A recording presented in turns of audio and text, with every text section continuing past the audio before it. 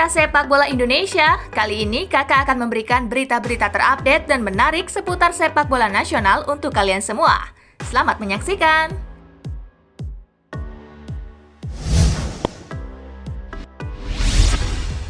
Dulu menghancurkan, Malaysia kini bakal minta bantuan Timnas Indonesia.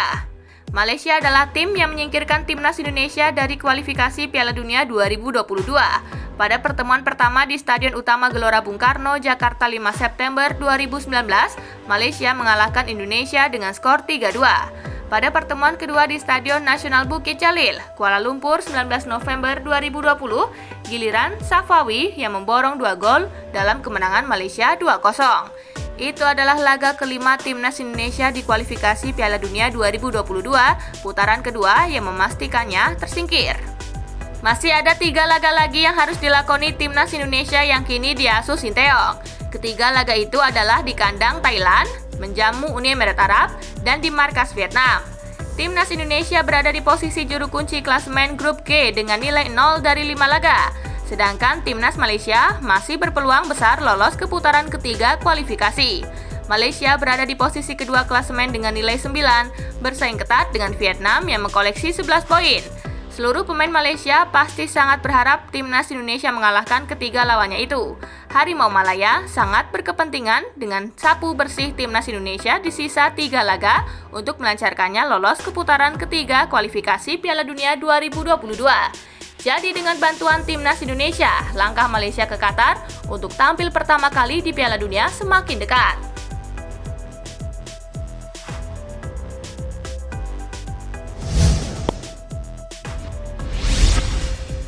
Park Hang-seo tinggalkan Timnas Vietnam.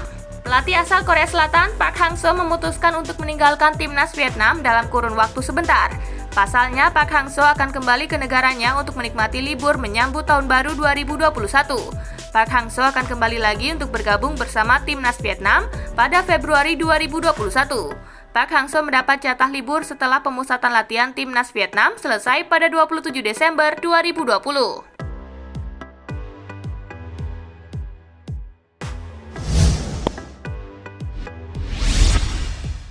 Kejutan, Egy Maulana Fikri peringkat pertama pemain terbaik kategori B Lesia Gdansk.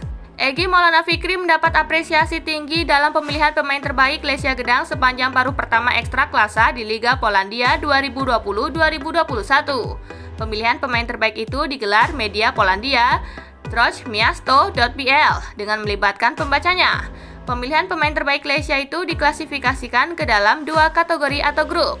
Kategori A atau pertama adalah pemain yang tampil minimal 8 laga sepanjang paruh pertama 2020-2021, sedangkan kategori B atau kedua adalah pemain yang tampil kurang dari 8 laga selama paruh pertama itu.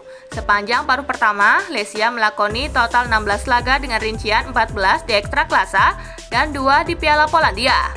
Di kelompok pemain yang tampil minimal 8 laga, ada 16 orang dan Mikal Nalepa terpilih di peringkat pertama. Bek berusia 27 tahun asal Polandia itu berada di level tertinggi dalam penilaian pembaca. Di kategori B terdiri dari 10 pemain dan Egy menempati peringkat pertama.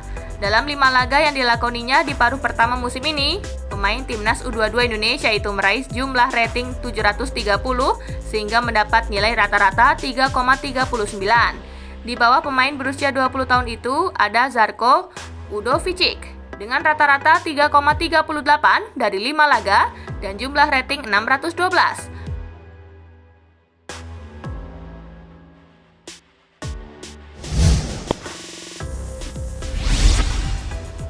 Tiga pemain Timnas U19 reaktif COVID-19 akan nyusul ke Spanyol. Ada 3 pemain Timnas Indonesia U19 yang ditinggal di Jakarta karena reaktif COVID-19. Mereka akan menyusul berangkat ke Spanyol bersama Sinteyong. Timnas U19 cuma membawa 24 pemain saat berangkat dari Jakarta pada Sabtu 26 Desember 2020. Padahal ada 30 pemain yang dipanggil untuk menjalani pemusatan latihan ke negeri Matador.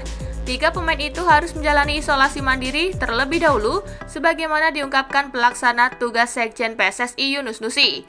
Selain 3 pemain itu, pelatih Sinteyong beserta para stafnya dari Korea Selatan juga ditinggal di Jakarta.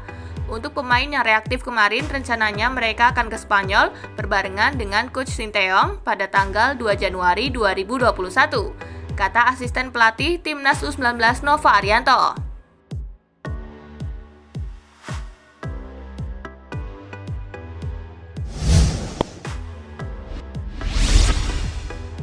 Uji coba Timnas U19 di Spanyol disiarkan langsung? Ini jawaban PSSI. Timnas Indonesia U19 saat ini sedang menjalani training camp di Spanyol. Tak hanya berlatih, David Maulana dan kawan-kawan juga akan melakoni 5 pertandingan uji coba. Lalu, apakah pertandingan ini akan disiarkan secara langsung? Berkaca pada TC Timnas Indonesia U19 sebelumnya di Kroasia, di mana seluruh pertandingan yang dijalani disiarkan langsung oleh Mola TV dan Net TV. Untuk TC di Spanyol ini, PSSI sedang berupaya agar pertandingan tim asuhan Sinteyong bisa disaksikan oleh masyarakat Indonesia. Insya Allah disiarkan langsung. Saat ini kami sedang menjajaki, kata Ketua Umum PSSI Muhammad Iryawan.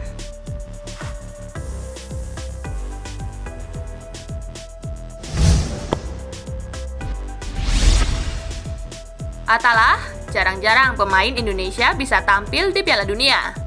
Pemain Timnas Indonesia U16 Ahmad Atalah Araihan mengatakan tidak akan mensia-siakan peluang untuk tampil di Piala Dunia U20 2023. Seperti diketahui, Piala Dunia U20 ditunda penyelenggaraannya oleh FIFA. Semula digulirkan pada 2021, kini bergeser menjadi 2023. Kondisi ini membuat pemain-pemain Timnas Indonesia U16 asuhan Bima Sakti berpeluang tampil di Piala Dunia U20 2023 mendatang. Seperti Atalah yang sangat antusias jika memang terpilih mewakili Indonesia. Ya, ini kesempatan emas buat saya dan teman-teman, ucap Atalah. Jarang-jarang pemain sepak bola Indonesia punya kesempatan main di Piala Dunia. Ya, saya sih bersyukur ya, sambungnya.